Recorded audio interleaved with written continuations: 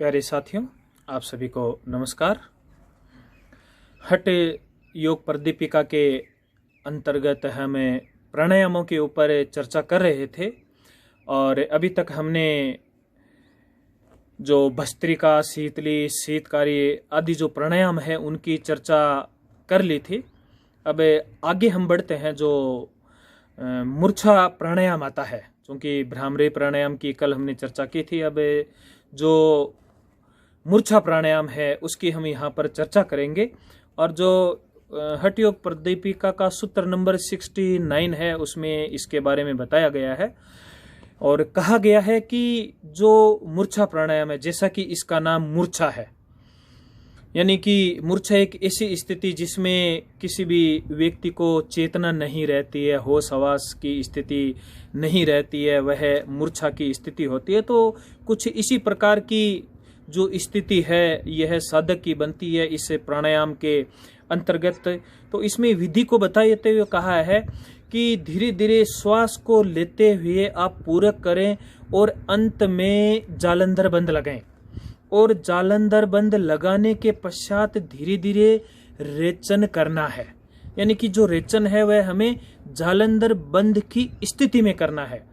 तो कहते हैं कि जब इस जालंधर बंद की स्थिति में धीरे धीरे रेचन किया जाता है, तब जो साधक होता है वह साधक बिल्कुल ही बाह्य रूप से कट जाता है, यानी कि चित्त बाह्य कारणों से बिल्कुल पृथक हो जाता है और मानो साधक को मूर्छा आ रही है, यानी कि मूर्छा जैसी स्थिति बन जाती है।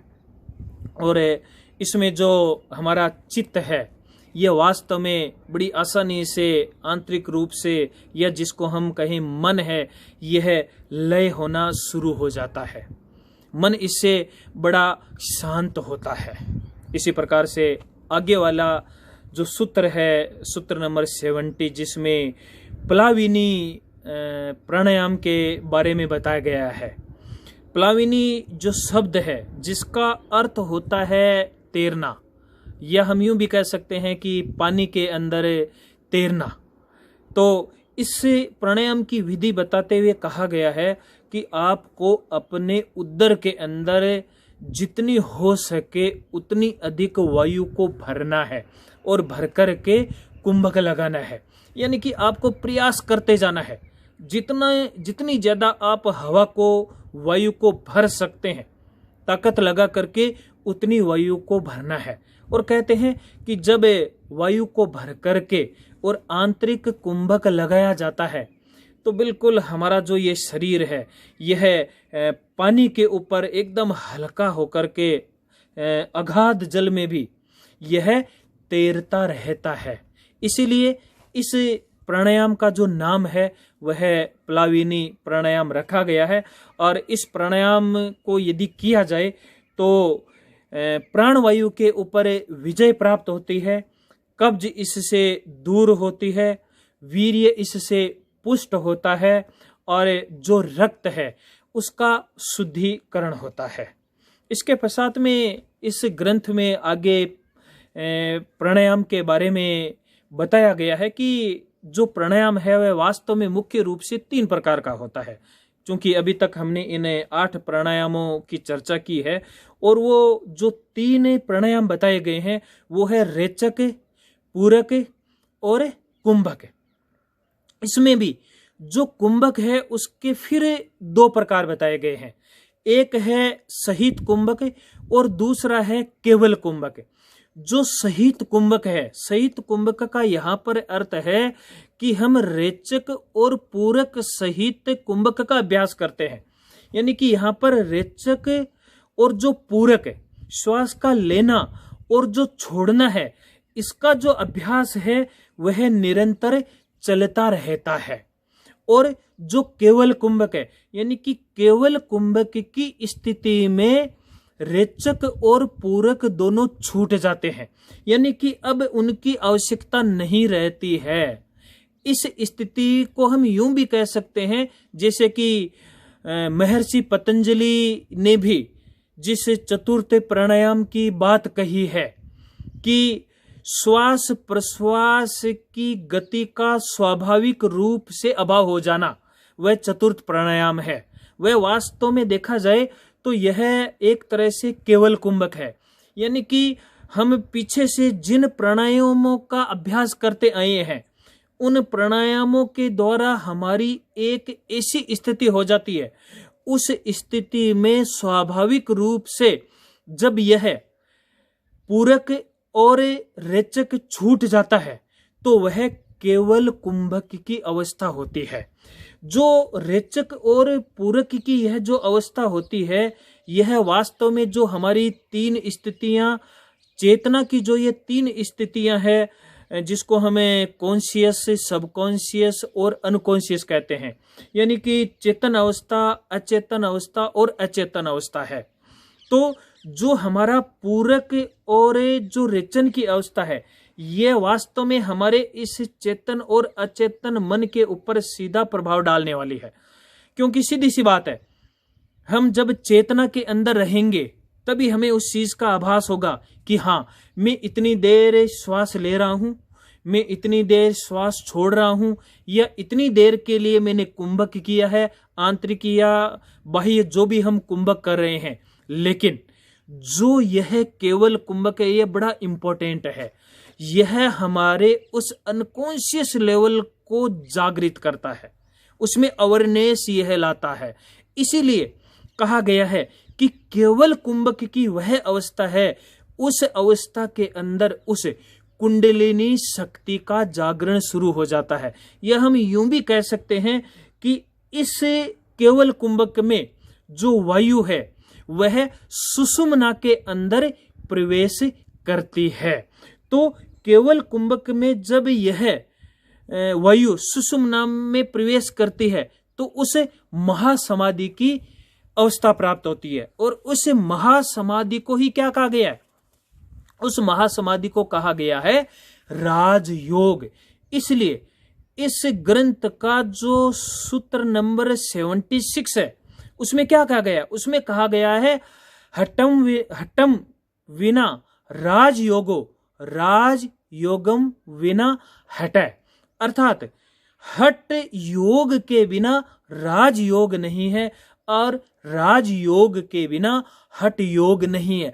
अर्थात ये जो दोनों के दोनों योग है, यह वास्तव में एक दूसरे के पूरक है। यह हम यूं भी कह सकते हैं कि हठ योग आदि की जितनी भी यह क्रियाएं हैं, ये क्रियाएं हमें अंतोदगत्वा कहाँ ले जाती है? यह हमें उसे राजयोग यानी कि उस महासमाधि के पथ के ऊपर यह हठ योग हमें ले जाता है। तो इस प्रकार साथियों, हमने इस द्वितीय उपदेश के अंतर्गत इन 8 प्राणायामों के बारे में जाना। अब हमें तीसरे उपदेश के अंतर्गत आते हैं। यह भी इस ग्रंथ का बड़ा ही एक उपयोगी उपदेश है और इस उपदेश में मुद्रा और बंध के बारे में बताया गया है। और मुद्रा और बंध के बारे में बताने से पहले इस ग्रंथ में कुछ कुंडली के बारे में भी महर्षि स्वात्माराम बताते हैं। और कुंडली के बहुत सारे जो पर्याय है, या हम किन किन नामों से इस कुंडलिनी शक्ति को जानते हैं, उनके बारे में भी बताया है। और इस उपदेश में सर्वप्रथम उस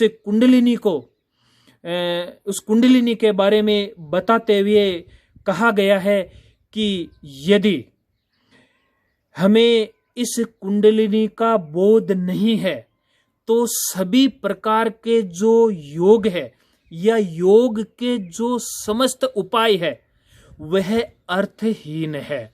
यानी कि योग के सब उपाय करते हुए भी यदि हमने इस कुंडलिनी शक्ति को नहीं जाना है तो हमारा सारा का सारा जो पुरुषार्थ है वह व्यर्थ है। और कहा है कि इस कुंडलिनी को शून्य पदवी, ब्रह्मरंध्र, महापथ, शमशान, सांभवी, ईश्वरी, मध्य मार्ग, बालरंडा, तपस्विनी आदि नामों से भी इस कुंडलिनी शक्ति को जाना जाता है। जो इस उपदेश में मुद्राएं बताई गई है, कुल 10 मुद्राओं की व्याख्या इसके अंतर्गत की गई है। और इसका जो 6वां और 7वां जो सूत्र है उसमें इन मुद्राओं के बारे में बताया गया है। जो इसका जो 6वां सूत्र है उसमें कहा गया है कि महामुद्रा महाबंदो महावेदश्च खेचरी उड्यान मूल बंदश्च बंदो जालंधरा विध है। ये 6वें सूत्र में बताया है। और 7वें सूत्र में फिर अन्य मुद्राओं के बारे में कहा है कि करणी विपरीताख्या वज्रोली शक्ति चालनमा इदम ही मुद्रा दशकम जरा मरण नाशनम। यानी कि यह जो 10 मुद्राएं है यह अमृतत्व को देने वाली है, यह जरा और मरण से ऊपर उठाने वाली है। इन मुद्राओं का यदि हम अभ्यास करते हैं तो वृद्धावस्था जैसी जो अवस्थाएं हैं वो नहीं आ पाती है। अर्थात अनेक प्रकार के रोग आदि मानसिक संताप जो होते हैं उन संतापों से हमें बच सकते हैं। और कहा है कि इन मुद्राओं का जो उपदेश है वह आदिनाथ भगवान शिव के द्वारा दिया गया है। उन्होंने उन मुद्राओं का उपदेश दिया है, इसलिए ये जितनी भी मुद्राएं हैं यह परम गोपनीय भी है। यह हर किसी को बताने के लिए नहीं है। अर्थात जो कोई योग्य साधक होता है उसी को इन परम गोपनीय मुद्राओं के बारे में बताया जाता है।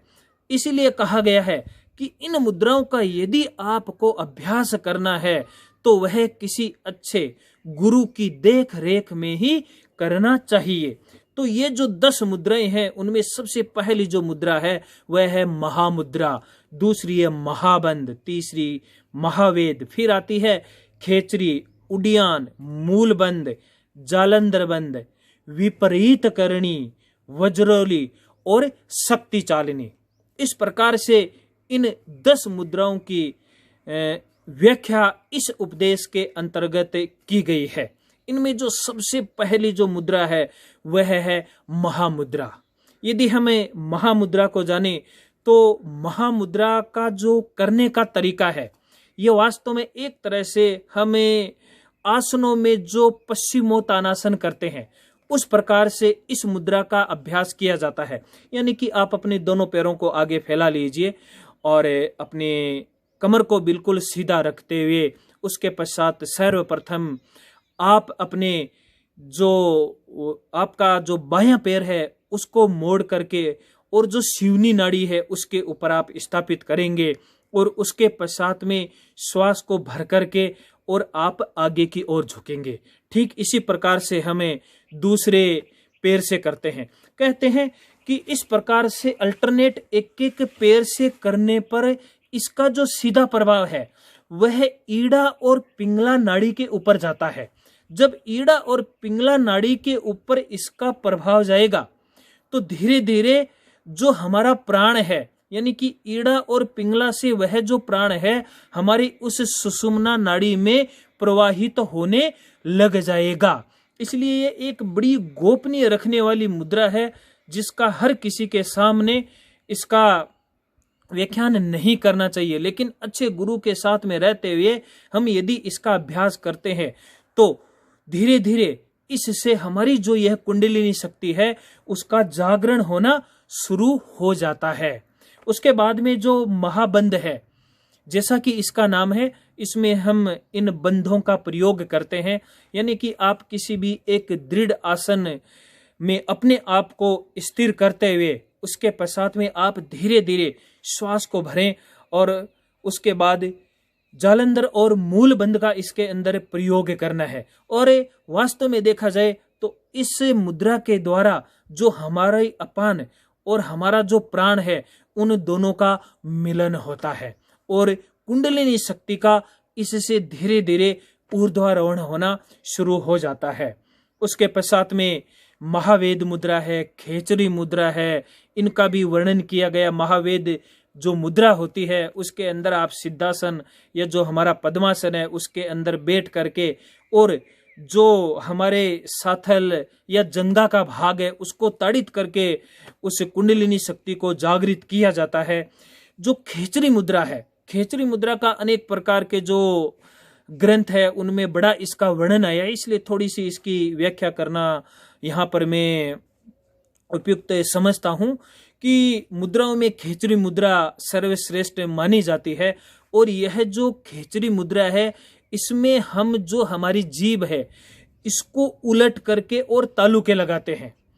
इस तालुके लगा करके और धीरे धीरे उस कपाल गुहा के अंदर, यानी कि जो दोनों छिद्र है, इस जीभ को उसके अंदर प्रविष्ट करवाया जाता है।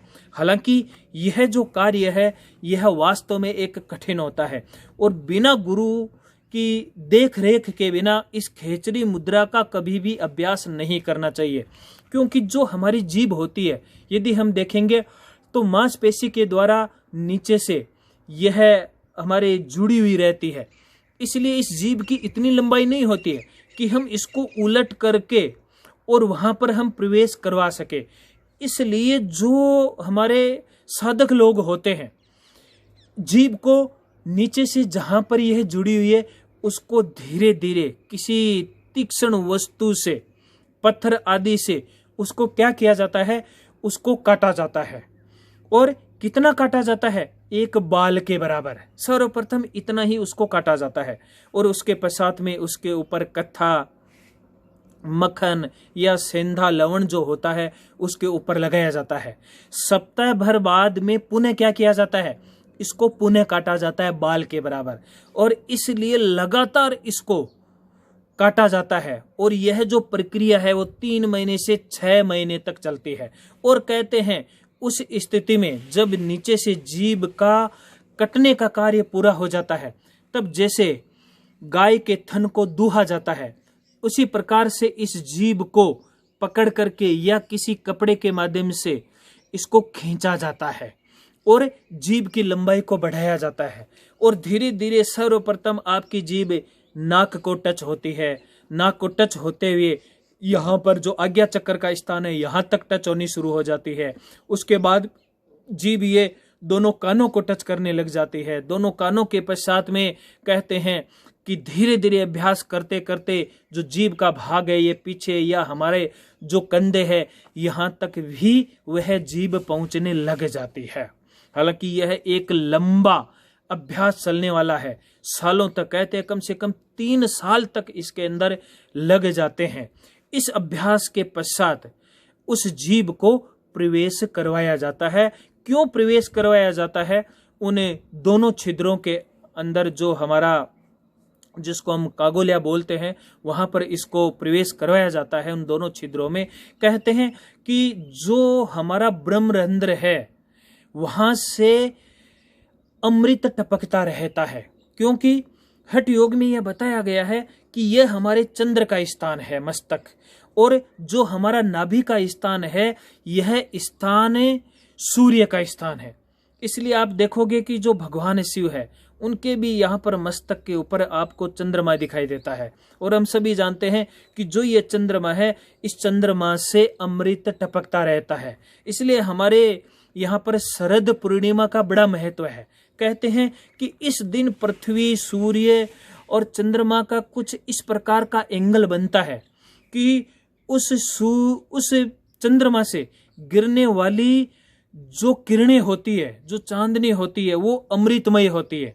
इसलिए सभी लोग उस दिन घर के अंदर मेवा, केसर आदि डाल करके मिश्री युक्त खीर भी बनाते हैं और उस खीर का भी बड़ा महत्व है। उस खीर को यदि किसी भी जो श्वास का रोगी होता है, दमे का रोगी होता है, उसको खिलाने पर दमे की जो बीमारी है वह दूर हो जाती है और अनेक प्रकार के जो मानसिक संताप होते हैं वह भी दूर होते हैं। तो कहने का अर्थ होता है कि इस मस्तिष्क से, इस चंद्र भाग से जो अमृत टपकता रहता है वह अमृत नीचे पहुंचकर इस चंद्र भाग नाभि पर पहुंचकर वह जल करके एक तरह से नष्ट हो जाता है। तो साधक क्या करता है, साधक अपनी इस जीवा को उस ब्रह्मरंध्र तक पहुंचा करके उस अमृत का पान करता है, और उस अमृत के पान के फलस्वरूप वह जरा मृत्यु आदि के ऊपर वह विजय प्राप्त कर लेता है। और उस विजय प्राप्ति के साथ ही उसको न भूख लगती है, न उसको प्यास लगती है। उसका जो शरीर होता है वह कामदेव के समान कांतिवान हो जाता है। तो इस प्रकार से ये जो खेचरी मुद्रा है, इस खेचरी मुद्रा का अभ्यास किया जाता है, लेकिन इसका अभ्यास काफ़ी कठिन होता है, इसलिए किसी की देख रेख में ही इसका अभ्यास करना चाहिए। इसी प्रकार से आगे उड्डयन बंद आता है। उड्डयन बंद में पूरे श्वास को खाली करके और पेट को अंदर की ओर सिकोड़ा जाता है, वह उड्डयन बंद होता है।